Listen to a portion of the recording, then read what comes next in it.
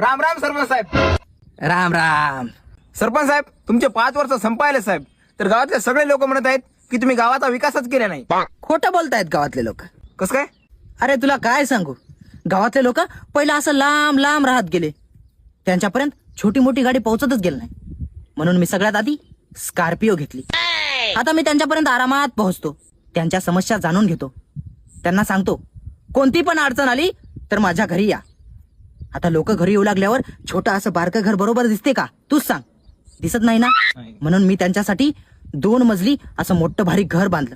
घराला 10 रूमा केल्यात. 10 रूमामध्ये एशी आहेत, कारण लोकांना गरमी झाली नाही पाहिजे. त्यांच्यासाठी फ्रीज आहे, कारण लोक थंड पाणी पियाव. सोफा आहे, लोक आरामात बसून त्यांच्या अडचणी माझ्या समोर मांडाव. तरी पण लोक म्हणतात सरपंचानं काय केलं. अरे पहिल्या गावात 2 दिवसाला चोरी होत गेली. त्या चोरीला निवारण म्हणून मी माझ्या घराभोवती आणि घरात 1-1 लाख रुपयाचे सीसीटीव्ही कॅमेराज बसवले. कशासाठी बसवले?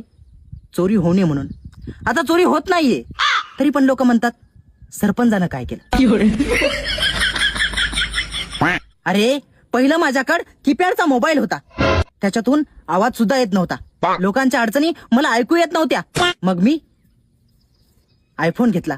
आता लोकांच्या अडचणी मला क्लिअर आणि स्पष्ट ऐकू येतात. तरी पण लोक म्हणतात सरपंचानं काय केलं.